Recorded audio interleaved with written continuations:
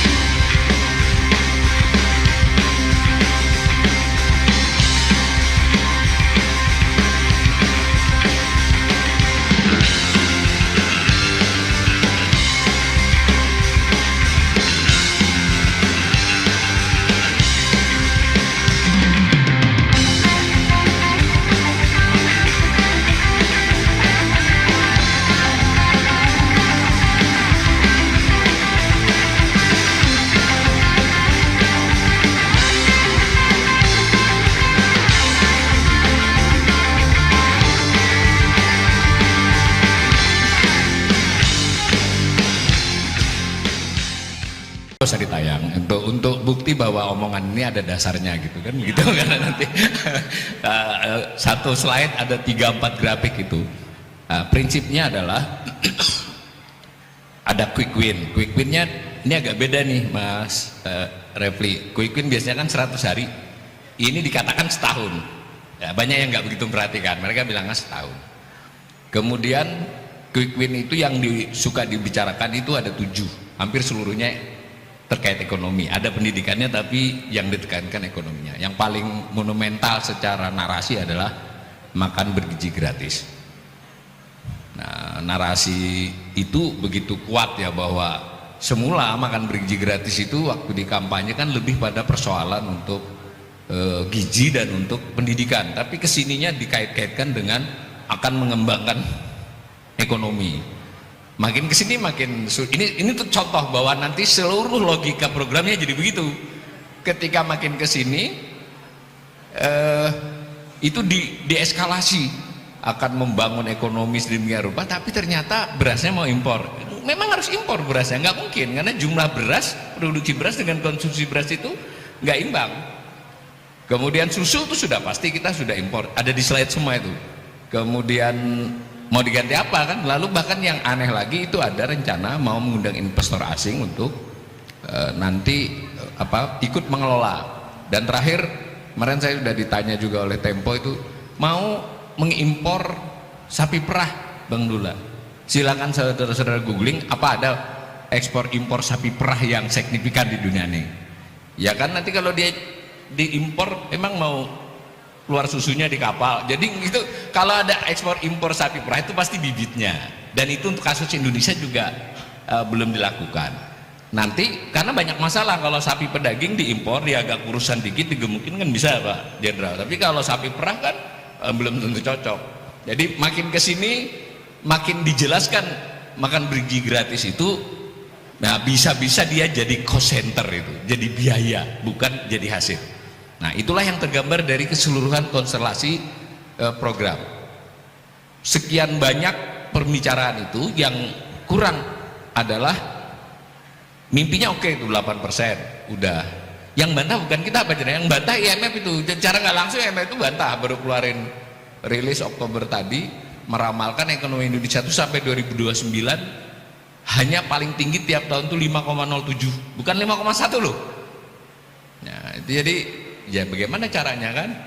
Kemudian intinya mimpi-mimpi itu tidak berdasar pada tidak berdasar pada kondisi fiskal yang dimiliki. Jadi kalau orang itu boleh saja pengen bangun rumah, tadi udah contohnya benar banget tuh, pengen bangun rumah, pengen ini itu lah, tapi kalau duitnya nggak ada, nggak ada kita, karena kita benar-benar defisit ya.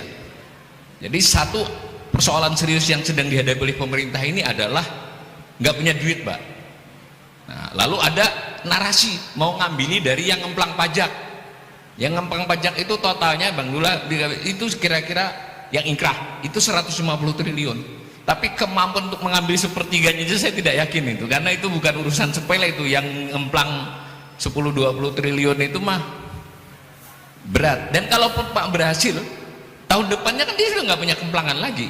Jadi sementara kebutuhannya itu, kalau ini sudah saya hitung kemarin, kalau semua omongan-omongan itu saya diskon sedikit, mereka butuh tambahan kurang lebih 500 triliun per tahun dibandingkan anggaran usually biasanya.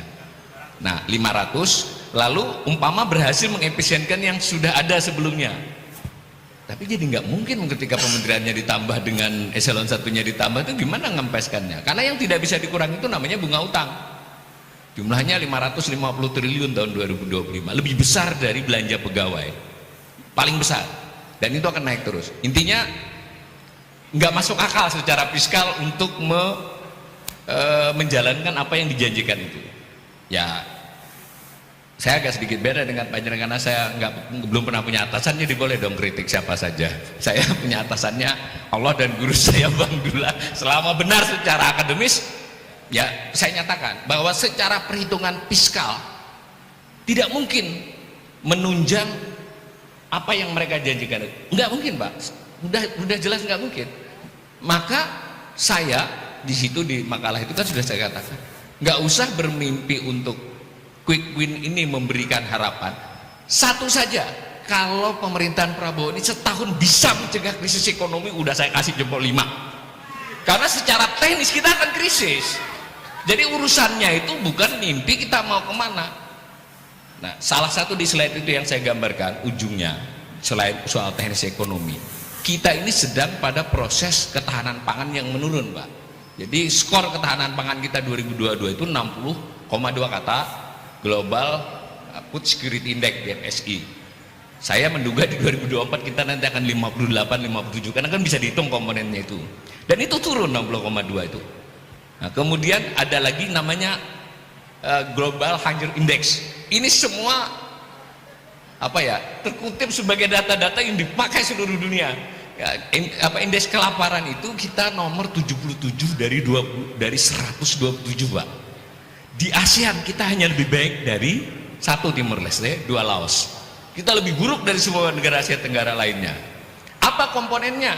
Komponen kelaparan yang paling utama itu adalah undernourishment kan? Jadi prevalensi of undernourishment kita, ketidakcukupan pangan kita itu makin parah. Udahlah, dianggap nanti awal itu sukanya ngutip IMF, sukanya ngutip lembaga. Mari kita kutip BPS. Ternyata data BPS lebih buruk lagi. Hanya BPS tidak merilis. Maksudnya tidak merilis itu tidak jadi berita resmi Pak. Harus ngutang-ngatik dokumen mereka.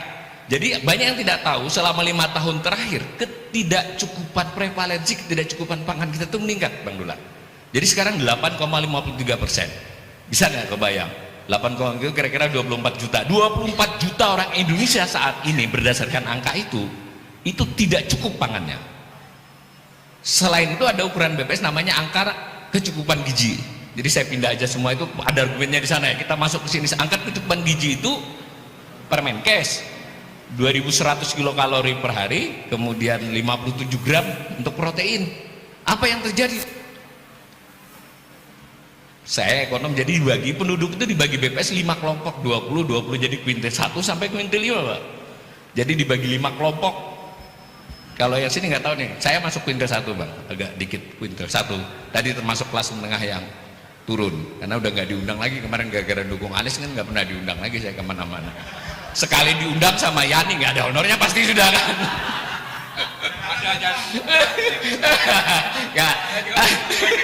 Jadi kembali ke AKG tadi, ini menarik sekali dan itu BPS loh Bang Dula.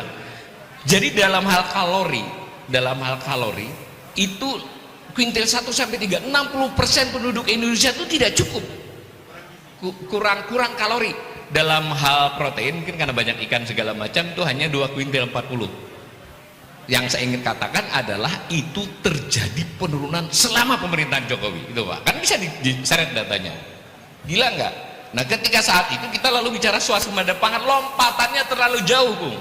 Bahkan yang prevalensi tadi di Papua tuh ada kabupaten kota, banyak beberapa kabupaten yang prevalensi ketidakcukupannya itu mencapai 65%, berarti 2/3 kan nggak cukup tuh. Nah, kurang lebih jadinya dengan cara melihat seperti itu cermin dari semua.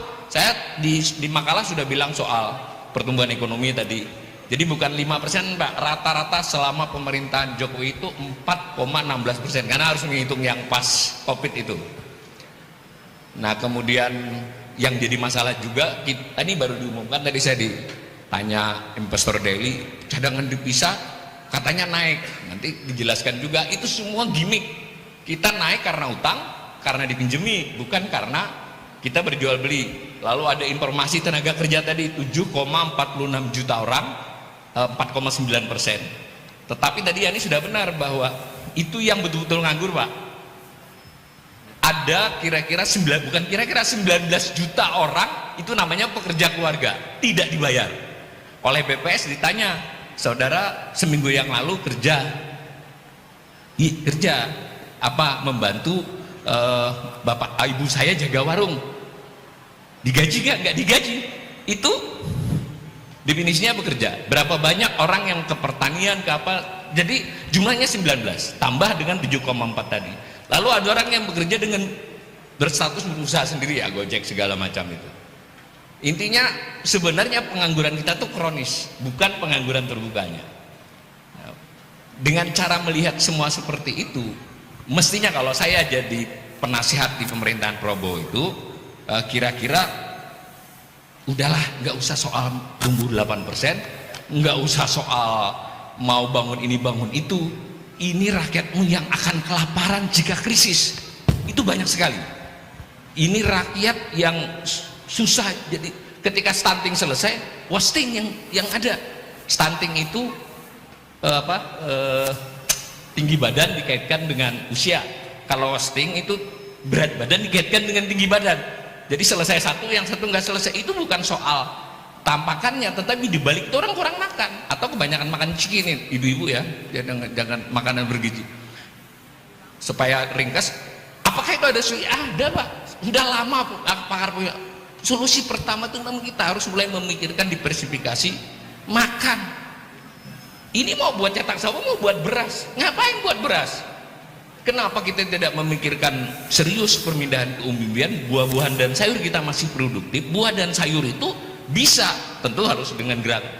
Seandainya itu yang digambarkan, itu maka masalah ekonomi sebagian bisa terpecahkan. Intinya dari semua argumen ekonomi ini ujungnya adalah di sini. Saya tidak lagi mau bicara soal cadangan devisa di dalam forum ini, pertumbuhan ekonomi, pengangguran dan sebagainya.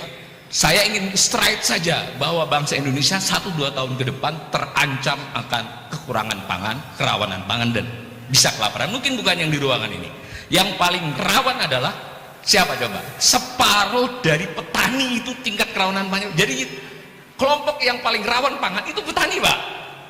Separuh orang miskin Indonesia itu petani. Mungkin ini juga kritiknya buat Mas Sumi, karena ini ulang tahun Mas Sumi, saya pendukung Mas Sumi secara moral, bahwa masalah kita semua ini adalah kita tidak punya pemilih di petani Pak. Mungkin juga mengulangi kesalahan kita di tahun 50-an itu. Jadi mungkin yang harus dipikirkan oleh gerakan-gerakan perubahan ini adalah, dan yang penyebab kemenangan pihak tertentu kemarin di Pilpres juga adalah pedesaan itu. Nah, ya kan ada kaitannya, orang nggak punya lapar itu. Maka kedepannya menurut saya mestinya pemerintahan Prabowo ini nggak usah mimpi lah. Ya mimpi boleh aja, tapi dilewati dulu 2025. Silakan catat ini. Menurut saya kalau mereka bisa mencegah krisis, memitigasi krisis 2025 aja secara ekonomi udah oke banget. Secara teoritis kita akan krisis, dan ini diperparah dengan dipilihnya Trump. Ya Trump ini nggak bisa ditebak, kira-kira begitu kalau menurut saya. Ya kelihatannya, kalau tadi ada yang nanya juga wartawan, ya kalau soal perdagangannya dia protektif, itu bisa diatasi semua. Yang nggak bisa diatasi tiba-tiba dia ngajak perang yang lain kan. Kalau udah perang ya urusannya kita ya kena imbas. Jadi saya tutup perayaan ini bahwa bangsa ini sekarang mestinya seoptimis apapun itu mesti kembali ke akar masalah, bahwa separuh dari penduduk kita itu masih bermasalah dengan makan. Di antara yang paling banyak bermasalah dengan makan dan kelaparan itu adalah petani, ya toh? Kemudian kebijakan apapun yang sedang dibicarakan ini tidak ada kaitannya dengan petani. Bahkan yang namanya makanan bergizi gratis itu mau impor. tidak menyertakan petani. Nah, dengan demikian Mas Sumi dan kita-kita semua ini harus mulai bersuara lebih keras, dan mungkin saya usul nih Mas Sumi biar acara bersepuluh bertujuh di desa aja lah kita, Mas. Boleh ikutlah saya, asal dekat-dekat aja, jangan jauh-jauh. Kalau saya nggak mau Kalimantan lagi, enak di Jawa soalnya. Gitu ya. Mudah-mudahan selamat ulang tahun kepada Mas Sumi. Kita tidak bisa menilai sesuatu itu dari jumlah orang, itu dari guru saya. Enggak. Sebenarnya ini juga harus kita ingatkan kepada diri kita semua ya, bahwa banyak godaan untuk soal biar menang, biar besar, biar apa. Nggak usah lah. Menurut saya kalau kita bisa komit terhadap nilai, terhadap perjuangan konsisten, menang kalah itu serahkan aja lah kepada Allah. Kalau memang sudah waktunya menang, dia menang. Mau kayak apa saja akan menang. Ini bukan, saya terus terang saja keperluan, saya omongin ke Mas Anies, Mas, udahlah, kalau sampai ini nanti Allah akan beri jalan jadi presiden, jadilah, mau diapa-apain juga. Sama dengan Mas Sumi ini, menurut saya boleh saja orang bilang Mas Sumi ini suaranya sekian-sekian, nah, tetapi siapa, kita tidak tahu ke depan. Karena itu saya saran nih, Mas Sumi sudahlah, lebih keras saja suaranya, yang penting tahu koridor hukumnya kan. Buat pernyataan, saya ada Mas enggak, yang ekonominya siapa di sini? Buat Pak Almijan ya, Dokter Almijan, tandem saya. Mari kita buat rilis kalau perlu tiap minggu. Saya ikut bantu lah. Gratis ya. Khusus Mas Sumi gratis. Karena gak ada. Begitu, makasih. Itu bagian bercanda guru saya, teman saya, yakni Pak tokoh kita, Pak Jenderal. Makasih. Assalamualaikum warahmatullahi wabarakatuh. Waalaikumsalam warahmatullahi wabarakatuh.